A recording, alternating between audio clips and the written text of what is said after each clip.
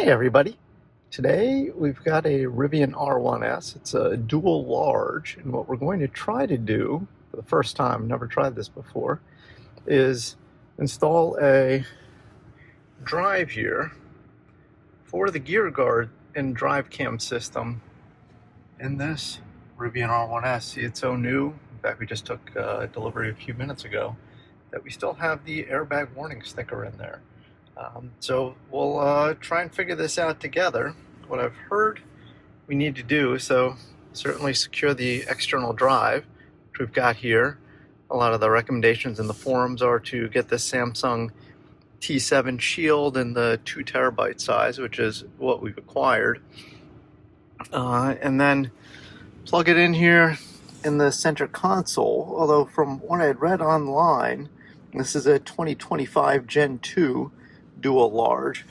What I had read online said there's a strap here at the front that you can use to secure the drive for the system, but you do have the 2 USB-C ports here in the front. But as you can see, the strap is in the back, so that's a little bit curious. But what we'll do is we'll plug the cord that came with the drive here into the slot, and then we also got this 90-degree angle connector for the end of the USB-C, so it doesn't hang down here in the compartment.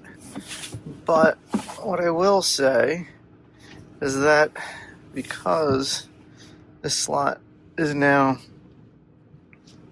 in the back, or at least the connector is now in the back, we'll see how this goes. So we've got it plugged in. You see the power light in here? You see that? So the drive is powered on. You can see the blue light there.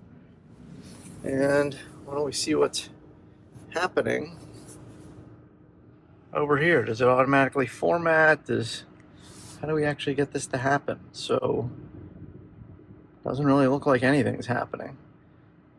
So now we're going to have to figure out how and where to get this drive to format. So let's see, if we slide up here, we do have the option for gear guard.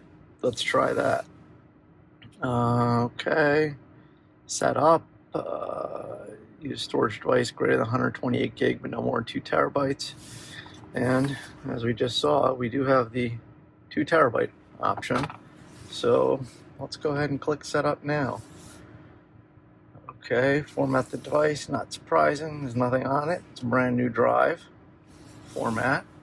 Let's see how long this takes to format the 2 terabyte drive. It says 15 seconds.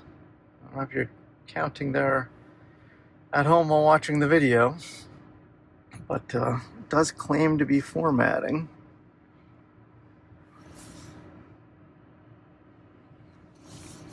Needless to say, this is not going to be the most exciting part of the video. Now, if we check in here and zoom in, you can see the light is on, so there is some activity going on with the drive. Although I will say this setup, it's a little on the jankier side compared to the Tesla setup, where you just kind of plug a USB drive into the slot and it just kind of sits there.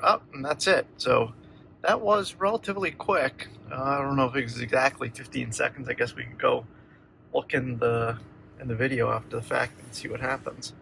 But click done. Okay, now we get some instructions and setup, which are helpful to have. Tap somewhere to save clips. I guess that's on name or somewhere in between. Okay, honking the horn will also save clips. Got it.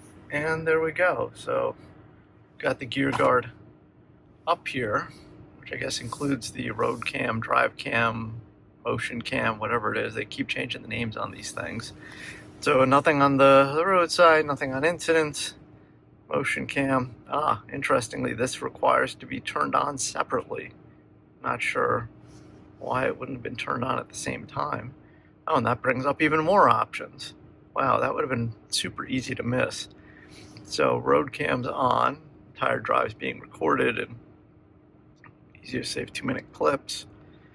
I don't know why we need a chime to indicate the start and end of a clip. I could probably turn that one off. It does see the drive, auto record incidents, records motion and alarm events while you're away. Sure, we'll turn it off. We haven't set a home location yet because, like I said, we just took delivery of the vehicle, but we'll turn it off at home. Live camera, okay, that's good. Well, it does require the Connect Plus subscription. You get 60 days free vehicle nowadays, and record during alarm events. Okay, so that's fine. How do we get back to where we were? It's a little bit of a confounding piece of UX, if you ask me. Maybe this?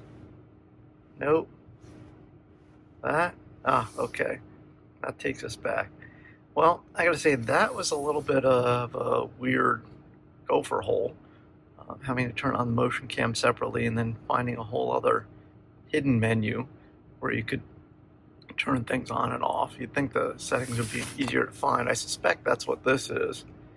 And yep, that's what it is. So I think it would have been a little nicer from a UX perspective to just have the motion cam turn on by default, or as soon as the drive's been formatted, take you straight to the settings instead of to just show you an empty screen, because if I've just formatted a drive, obviously there isn't going to be anything here.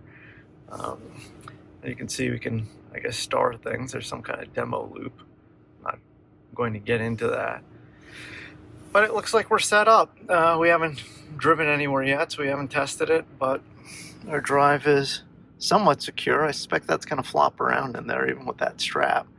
And I don't like this cord kind of crossing over the middle of the compartment, but it looks like this is really the only way to do this. Maybe what I'll do going forwards is, it looks like there's enough room up here at the top. It's a little difficult to get on camera. I may get some double-sided Velcro and attach this drive, which if you try and take it out, it unplugs itself, is almost affix it here right on top of this connector. We'll see if I can kind of use this.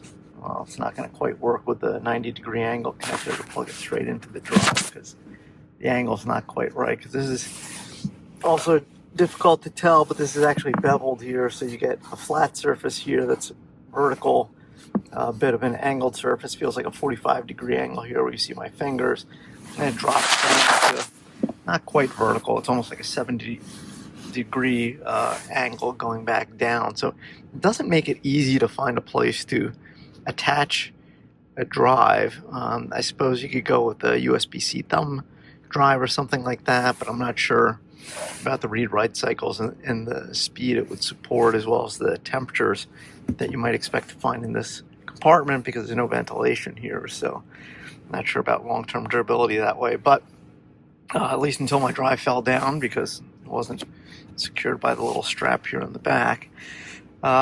Seems like we were set up. So again, that was the T7 Shield, and of course it's now saying we're not connected. So if anyone's got any other advice or tips on setting up this drive cam, an external drive in a Rivian R1S, let me know. Until then, make sure to like and subscribe, and we'll catch you in the next video.